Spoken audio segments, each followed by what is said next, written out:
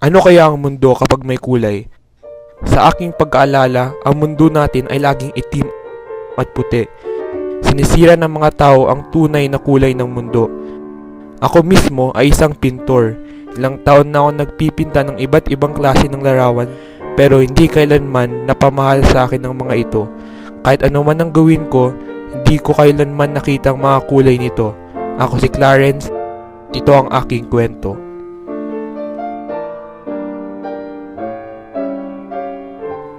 Ako ay isang ordinaryong estudyante lamang. Hindi ko nagustuhan ang eskwelahan, pero hindi sa pangkaraniwang dahilan ng mga estudyante ngayon. Habang naglalakad papunta sa aking silid-aralan, lagi ako nakakakita ng mga bata na sumisira ng kagandahan ng paaralan. Ginagawa ko ang lahat para makita nila ang totoong sitwasyon. Pero dahil dito, ako ay napapahiya. Niloloko ako dahil iba ako. Ang aking matalik na kaibigan na si Rodolfo lang ang sumusuporta sa akin. 2 tao lang ang mabait sa akin at sila ay sina Rodolfo at Nicole. Uy guys, si Clarence!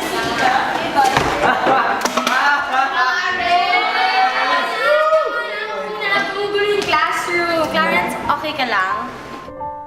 Kaibigan ko si Nicole noong elementarya, bagamat nag-ibang daan kami ng high school. Hindi kailanman ko siya'y nakalimutan.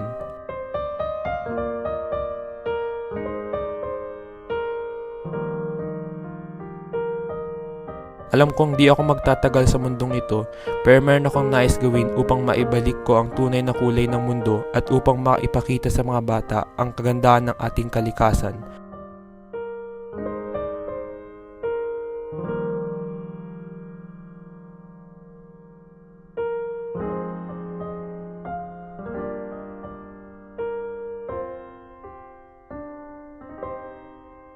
Lahat tayo ay may karapatang makaranas at makakita ng magandang paligid.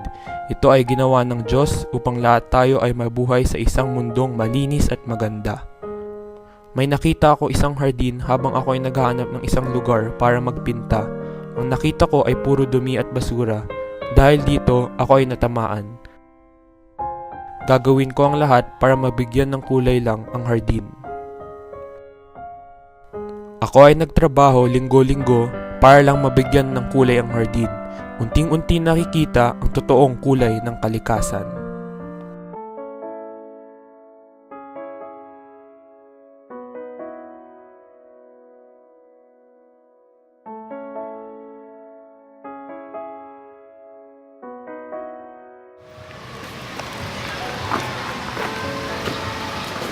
Uy, si Clarence!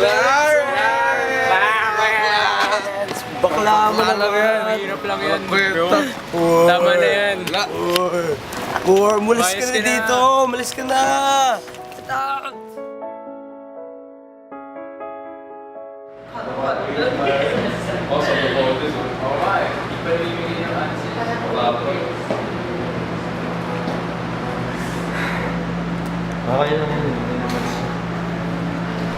Siya ay tama. Di ko kailangan pansinin ng mga kanilang sinasabi. Hindi naman para sa kanila ito eh. Pero ako ay nag-aalala na baka hindi ko matapos ang kailangan kong gawin.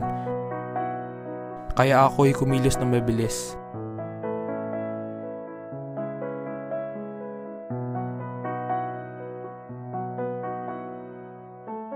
Noong una, ang akala ko ay naitago ko ang mapait kong dinaramdam. Pero nang naglaro kami ng tagu-taguan kasama ang aking matalik na kaibigan, may nangyaring masama.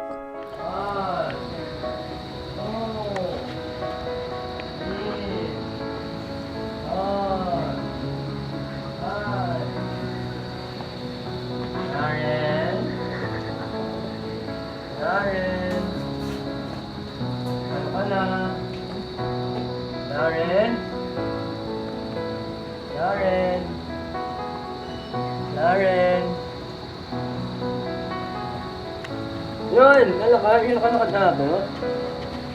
Halad na halad ka. Oy, Clarence, okay ka na? Nahihilo ka ba? Ako ay nasa ospital nang nalaman ko na pala ay mayroong stage 4 na cancer ako. Ayoko sumuko. Huwag muna ngayon, kaya ako ay nagpatuloy. Hindi ako magpapatalo sa aking sakit.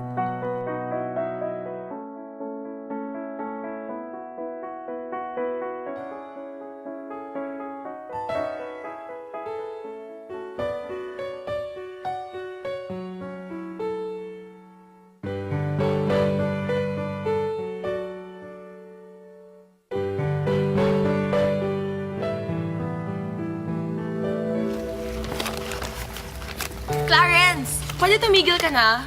Kita na masama sa kalusugan mo yan eh. Ano gusto mo magkasakit ka lalo? Anak, makinig ka lang sa nanay mo. Magpahinga ka na. Ano ba? Mamatay na rin naman na ako eh. Ito na lang ang huling pangarap ko para mapaganda ang kalikasan. Marami pa pwedeng gumawa niyan, hindi lang ikaw. Anak, halaman lang yan. Tao ka.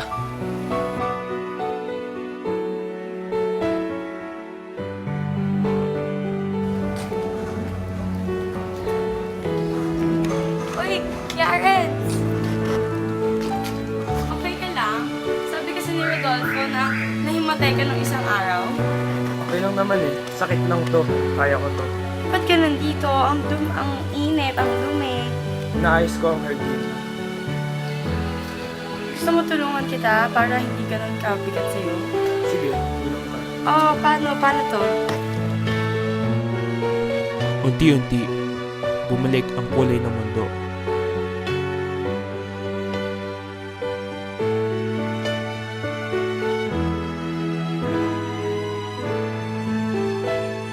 Pero wala ako doon para ito ay makita.